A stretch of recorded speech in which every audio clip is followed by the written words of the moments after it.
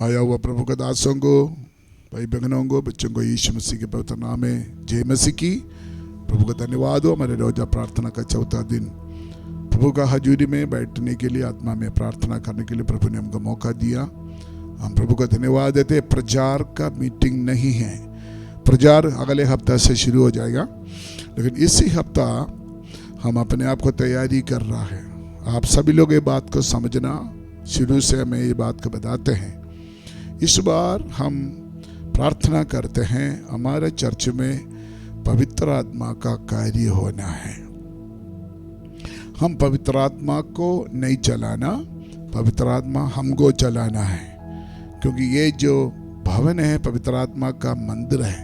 हमारा शरीर, हमारा कलीसिया पवित्र आत्मा का मंदिर है। लेकिन कभी कभी क्या करते हैं, हमारा हरकतों की वजह से पवित्र आत्मा साइड हो जाते हैं।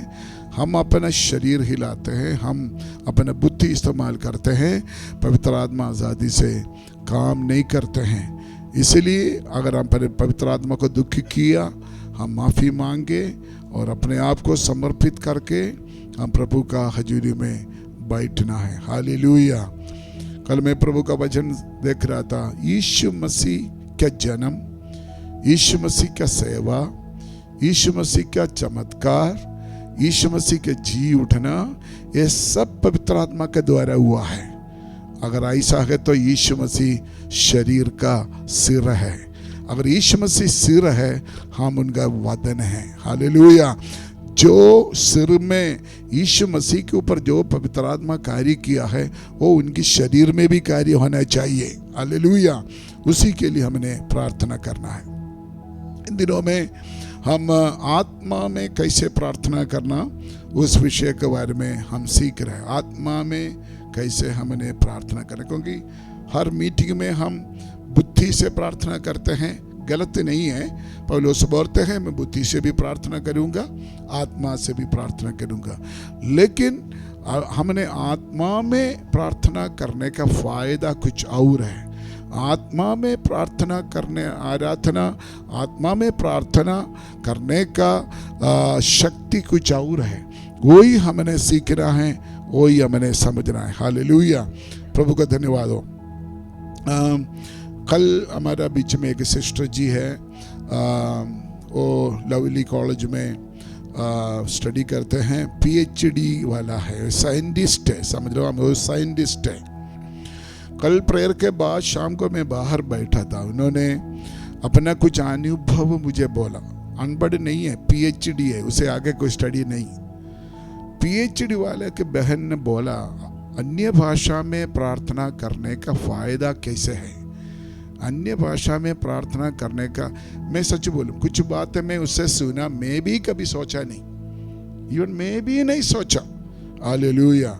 मैं चाहते हैं अभी किसी दिन जब उसको छुट्टी होगा, एक दिन उसको समय दे देंगे, हम उसके विषय में उनके अनुभव कुछ हमारे बीच में बात करेंगे, ताकि हमारा विश्वास बढ़े, हमारा प्रैक्टिस बढ़े। वो सिस्टर जी बोलते हैं हम अन्य भाषा में आराम से बोलते रहेगा तो कोई फायदा नहीं है। स्वर्गदूत हमारा सेवा के लिए तैयार खड़ा है, लेकिन उसको ऑर्डर नहीं मिलता है। जब हम अन्य भाषा में शक्ति के साथ, आत्मा का शक्ति के साथ, सामर्थ्य के साथ जब हम अन्य भाषा बोलते हैं, तो स्वर्गदूतों को ऑर्डर मिलता है, वो जल्दी अपना काम करना शुरू करते हैं। हालेलुया। नहीं तो स्वर्गदूत भी वेट करेगा जब तक हम गर्म नहीं होंगे, ताकि स्वर्गदूत भी वेट करेगा। जब हम आत्मा का तेज में जब हम आराधना करते हैं, अन्य भाषा में आराधना करते हैं, स्वर्गदूतों को ऑर्डर मिलता है जल्दी जाओ। मुझे एक अच्छे अनुभव प्राप्त हुआ है प्रभु का दिन। ऐसे काफ़ी उन्होंने अपने अनुभव के साथ मुझे बोला है। अन्य भाषा में प्रार्थना करना छोटी बात नहीं है। मैं दोबारा बोलना चाहता है, आपका ये सुस्ती लाल प्रवाह है ना, परमेश्वर का अनुग्रह उनके ऊपर है, उनको वरदान है मेरे ख्याल से। उन्होंने ये कैंपस में आते आते कुछ बातें खुदा का आत्मा ने उसको बताया। वो हमारे इधर रहने वाला नहीं, तो बाहर रहने के लिए तैयार था। मैंने उसको बोला आप इधर रह लो, हमारे साथ रह लो। हालेलुया। उन्होंने हमारे बीच में कुछ खुदा का दासों का नाम लेके बोला, उसको गर्म होने की जरूरत है। उसको छुटकारा का जरूरत है। मैं बोलना नहीं चाहते, लेकिन कुछ प्रभु का दासों का नाम लेके बोला, उनको देखो, आइए वो ये आत्मा में लड़ाई, वो ये आत्मा के आराधना। तो ऐसे वो हमको किसी को नहीं जानते, हो हमारा इधर किसी को नहीं जानते, लेकिन परमेश्वर के आत्मा हमको सिग्नल देते। हमारे एक शब्द से भी अगर किसी कलीसिया को, किसी सेवकों को आत्मिक उन्नति मिल गया, वो बहुत है। हालेलुया। मैं बोलेगा तो शायद आप नहीं मानोगे, इसलिए खुदा बाहर से लोगों को लेके आते हैं। हालेलुया। मुझे अब पापा पापा बोलते रहते, मैं बोलेगा तो आप मजाक में छोड़ देते हैं, इसलिए खुदावन साइंटिस्ट को लेके आया। साइंटिस्ट को, ये बेवकूफों को भाषा नहीं है, अन्य भाषा। हालेलुया, हालेलुया, बोलो यार, हालेलुया, आमीन। परमेश्वर का धन्यवाद हो।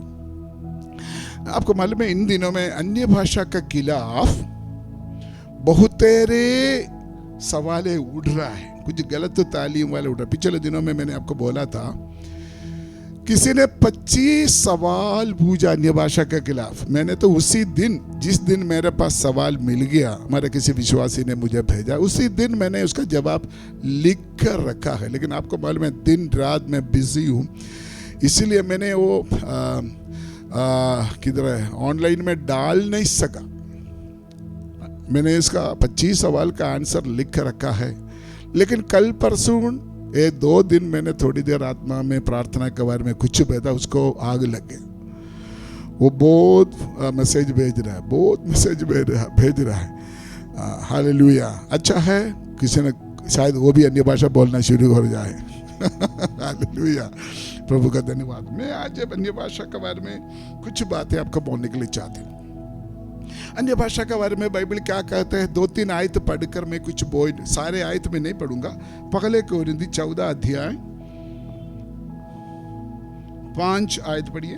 पहले कोरिन्थी 14 अध्याय 5 आयत। मैं चाहता हूँ कि तुम सब अन्य भाषाओं में बातें करो। प्रेरित पौलुस बोलता, मैं चाहते हैं तुम सभी लोग अन्य भाषा में बात करो, परंतु इससे अधिक यह चाहता हूँ कि भविष्यवाणी करो। सिर्फ अन्य भाषा नहीं है, भविष्यवाणी भी करो, वो वरदान है।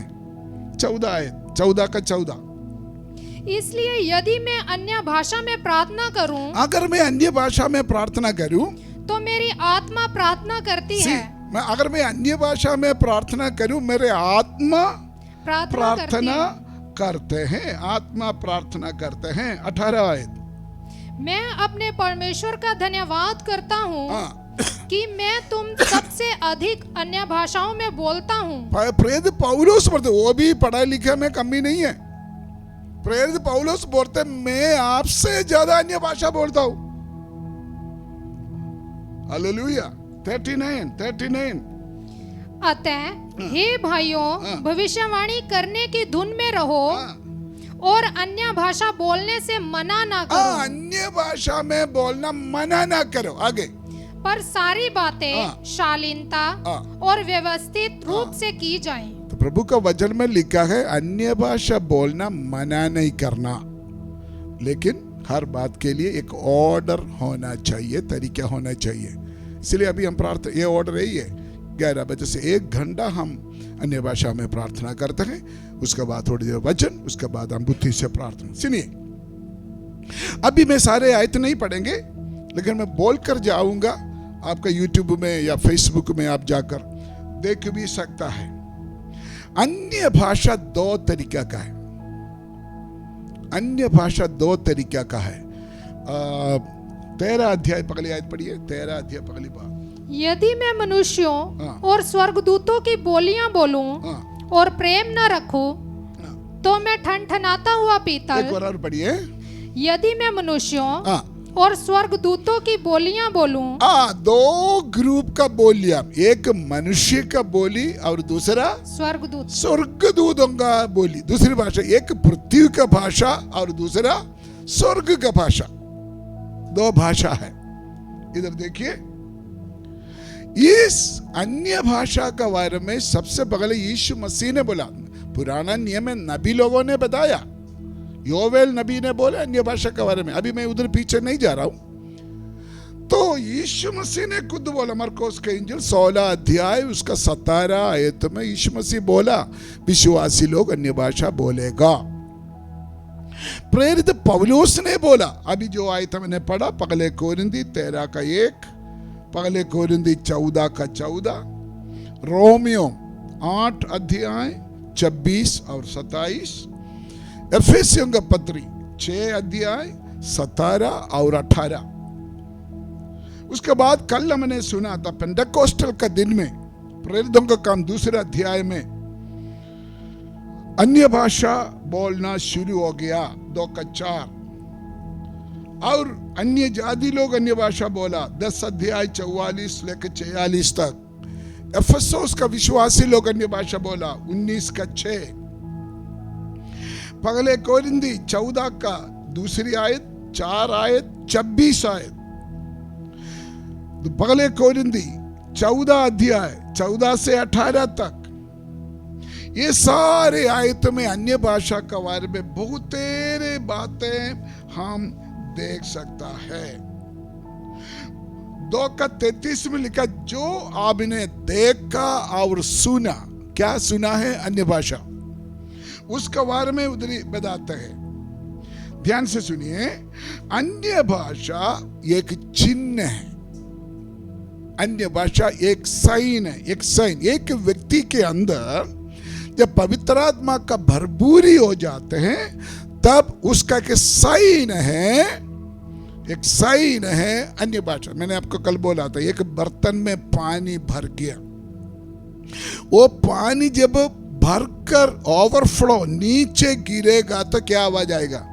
पानी नीचे गिरने का एक आवाज आएगा। तब हमको पता कहीं पानी गिर रहा है, कहीं पानी गिर रहा है, किधर है ढूंढते हैं। इसी तरह एक व्यक्ति के अंदर पवित्र आत्मा का भरपूरी हो जाते हैं, वो हमारे मुंह से बाहर आ जाते हैं, तब अन्य भाषा हम बोलना शुरू हो जाते हैं। इधर ही सबसे समझने वाली बात, अन्य भाषा का 2 पार्ट है, एक गॉड्स पार्ट, दूसरा मैन्स पार्ट। एक परमेश्वर का हिस्सा और दूसरा मनुष्य का हिस्सा।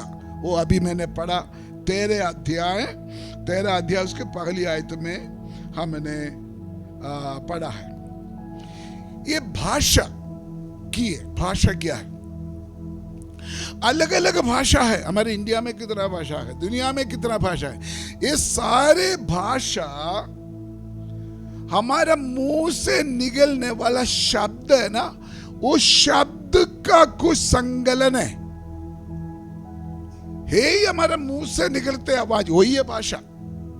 लेकिन उस भाषा जब हमारे मुंह से निकलते हैं, जिस तरीका से हमारे मुंह से निकलते हैं, अलग अलग भाषा हमारा मुंह से निकल जाते हैं। उसका मतलब जब हम प्रभु का हजूर में बैठते हैं, हमारा जीव पवित्र आत्मा को दो। हमारे ये जीव जब पवित्र आत्मा का दो, तो पवित्र आत्मा हमारे जीव के ऊपर अद्भुत काम करना शुरू कर लेते हैं। जब तक हम अपना जीव को परमेश्वर का आत्मा को नहीं देंगे, हम तो मलयालम ही बोलते रहेगा, हम तो हिंदी पंजाबी बोलते रहेगा, सी तुसी किते उते यही बोलते रहेगा। लेकिन हमारे ये जीव है ना, पवित्र आत्मा का हाथ में देखो, तो प्रैक्टिस करके देख लो आपका मुंह से अलग अलग भाषा निकलना शुरू हो जाएगा। हालेलुया। उस समय हमको नया नया भाषा मिल जाएगा, नया नया भाषा। उसके लिए बहुत एग्जाम्पल है, बहुत एग्जाम्पल। हमारा आईपीसी क्या जनरल कन्वेंशन केरला में होते हैं हर साल। मेरे बचपन में मैंने एक बात सुना, मेरे पापा का समय में कन्वेंशन में एक अनपढ़ मादा जी अन्य भाषा बोल रहा था। आम कन्वेंशन में बोलने नहीं देते, लोग उसको शांत कराते हैं। लेकिन वो मादा जी ने अन्य भाषा में बोलने लगा।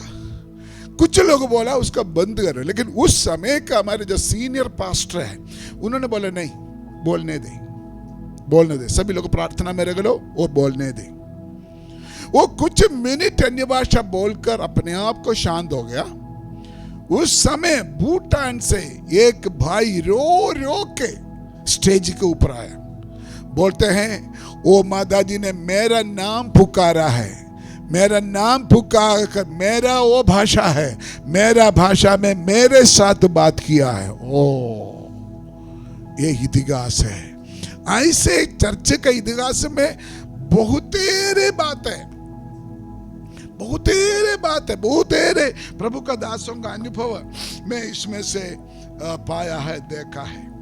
इसको मतलब समझना, दो तरीके का भाषा है। मैंने आपको सबूत दिया पहले कोरिन्थी 13 अध्याय पहले आयत में, एक हेवनली लैंग्वेज, स्वर्गीय भाषा, और दूसरा है इंसान का मृत्यु का भाषा। स्वर्गीय भाषा में हम परमेश्वर के साथ बात करते हैं। मनुष्य का भाषा में, अन्य भाषा जो मनुष्य का भाषा है, वो कलीसिया के साथ बात करते हैं। जब स्वर्गीय भाषा में हम परमेश्वर के साथ बात करते हैं, किसी को समझ नहीं पाएगा। पहले कोरिन्थी 13-14 आयत में ये सारे बात लिखा है। लेकिन जब कलीसिया के साथ बात करते हैं, आप अन्य भाषा में कलीसिया के साथ बात करते हैं, आपको मालूम है कलीसिया के लिए संदेश है, तो तर्जुमा होगा, उसका व्याख्यान होगा, आप उसके लिए वेट देना है। हमने इस चीज के लिए प्रार्थना करना, प्रभु हमको हमारे चर्च को वरदानों से भर दे, तो परमेश्वर जरूर भरूंगा। पहले कोरिन्थी 13 का एक प्रेरितों का काम, दूसरी अध्याय 6 से 8 तक हम दे सकता है। एक अन्य भाषा में परमेश्वर के साथ बात करते, कोई भी समझ नहीं पाते। पहले कोरिन्थी 14 का 2 और 4, और उसमें हम करते हैं आत्मा में परमेश्वर को स्तुति करते हैं और आत्मा में प्रार्थना करते हैं। पहले कोरिन्थी 14 का 15, यहूदा का पत्री पहली अध्याय 20 आयत।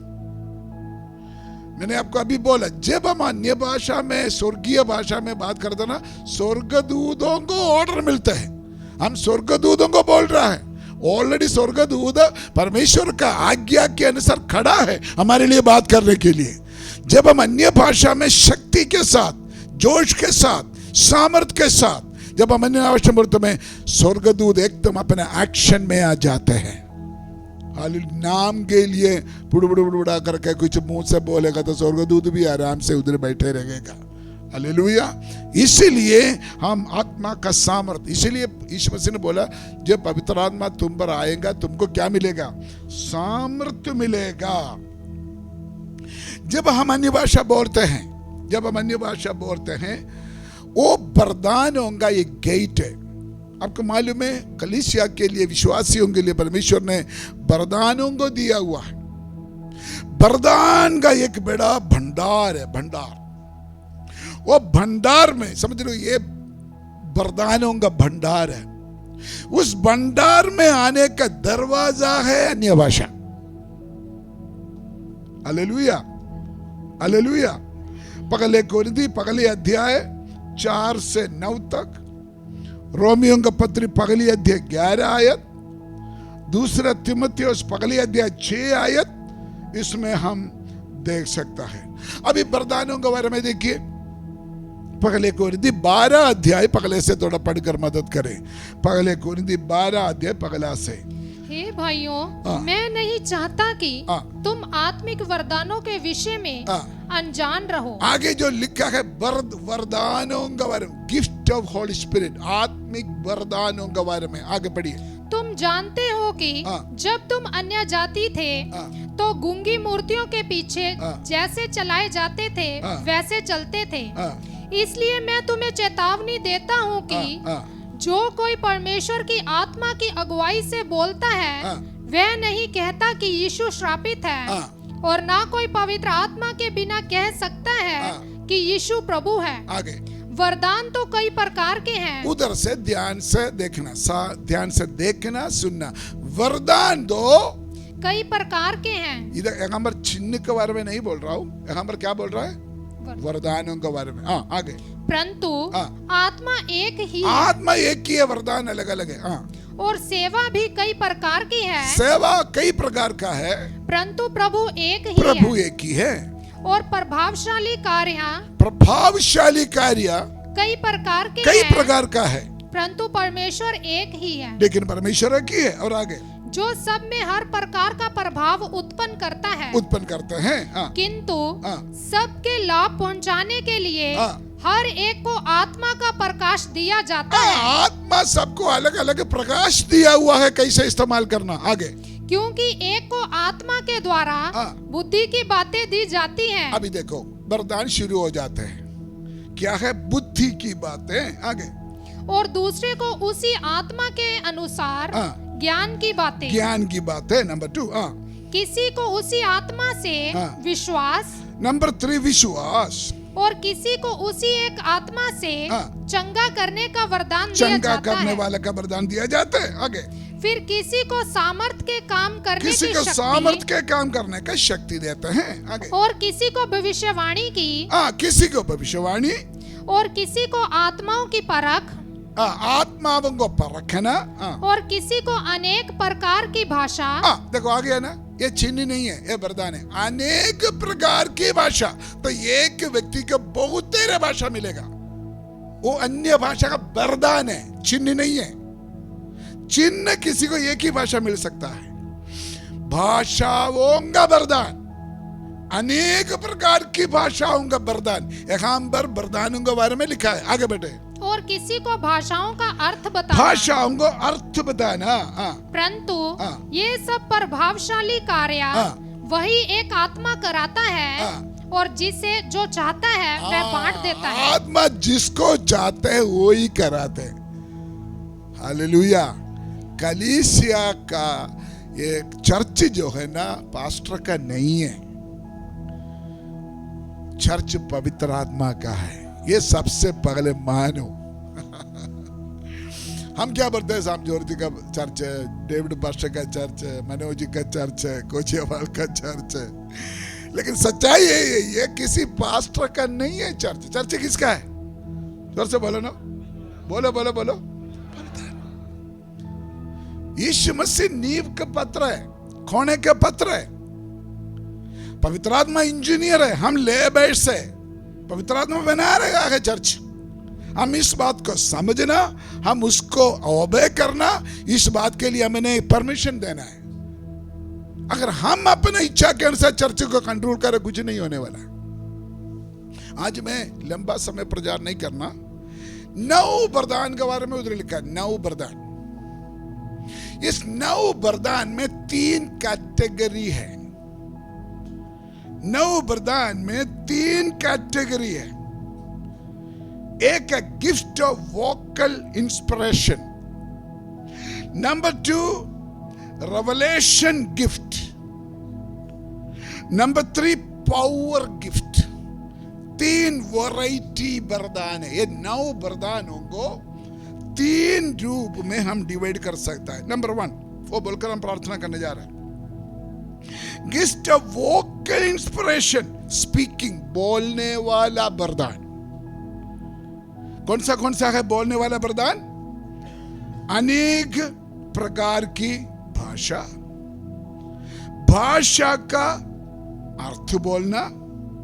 तीसरा भविष्यवाणी। देखे ना, ये तीनों वरदान बोलने वाला है, स्पीकिंग वरदान है। फिर मैं बोलूंगा अनेक प्रकार की भाषा, भाषाओं का अर्थ बोलना और भविष्यवाणी।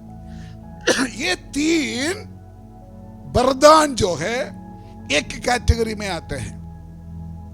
दूसरा कैटेगरी में हियरिंग, रेवलेशन गिफ्ट, मुकाशिबा। द गिफ्ट ऑफ रेवलेशन वो क्या है?